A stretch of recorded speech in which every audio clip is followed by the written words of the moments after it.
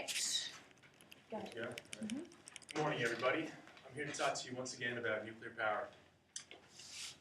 As the world continues to develop, energy demand is reaching unprecedented levels of usage.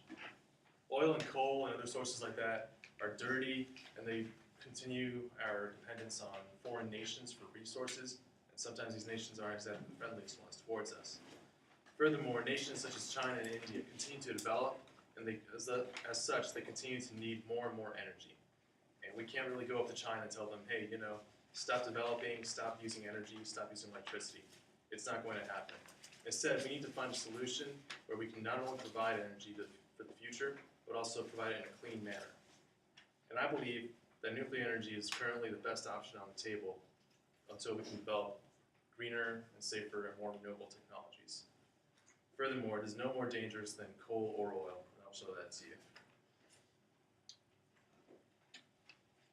So as I said in the first presentation, nuclear energy is 2 million times more efficient than coal, and it also produces absolutely no greenhouse gases. And according to an article I read in The Economist, there would have been 11 billion more tons of CO2 released into the air in 2009 alone if there had been no more nuclear power plants. And furthermore, if we do not continue to construct nuclear power plants, there's an estimate that says about 860 million tons of carbon dioxide a year will be released for the next 20 years. And there are really no feasible alternatives to that because while there is carbon sequestering technology, which basically captures CO2 and puts it in the ground, there could be a lot of resistance to that, similar to how there's resistance to the storage of nuclear waste in people's backyards. Solar energy, for example, while it is very clean, is not as efficient as nuclear or even coal or oil, and it also requires large amounts of space in order to be effective. Of course, as I said, there are a lot of problems with nuclear power. The biggest one, I think, is that nuclear waste is pretty hard to dispose of. You can't take it to the landfill, you can't take it to a recycling center. So some countries have proposed putting them underground in, for instance, in mountains. There was a proposal to put it in Yucca Mountain in the west. And in France, actually, they keep them in special facilities where they can actually reprocess it and use it to create more fuel and also end up with less amount of waste. Another point is that it's also pretty expensive, but I do think that can come down with more research and development to safety. And of course, the biggest issue is the problem with nuclear meltdowns.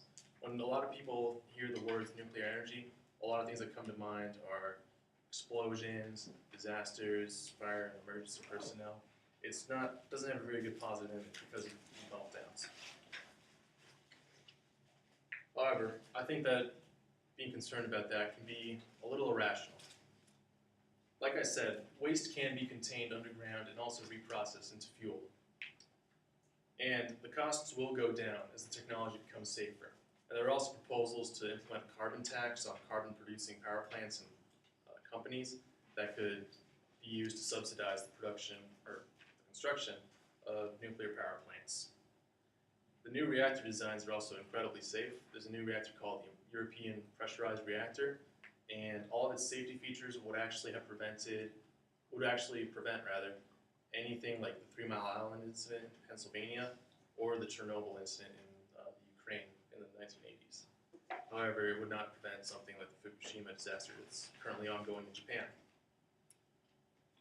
However, power sources such as coal are actually pretty dangerous. According to the Mine Safety and Health Administration of the United States, 69 people died in mining accidents in the United States in 2006. And furthermore, in 2004, 6,000 people died in China due to mining accidents. And that was just in 1 year alone. So every year it just adds up and adds up and adds up, all to get coal to pollute our airs. And furthermore, or skies rather.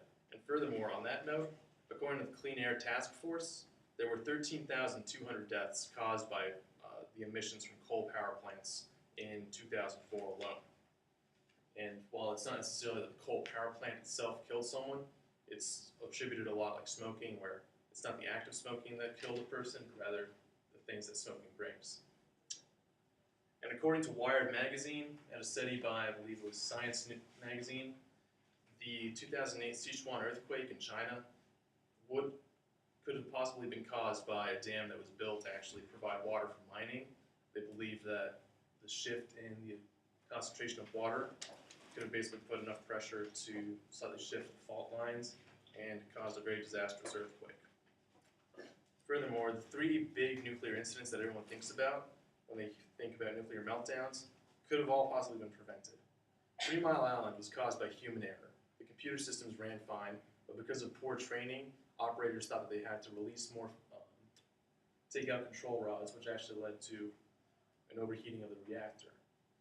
Chernobyl, that was due to awful design on the part of the Soviet Union. And Fukushima in Japan was largely due to basically an unimaginable force of nature that nobody could have really stopped. It was actually rated to survive an 8-magnitude earthquake, and when the earthquake hit, the backup generators actually did kick in. But the problem was when the tsunami came, it wiped all of that out.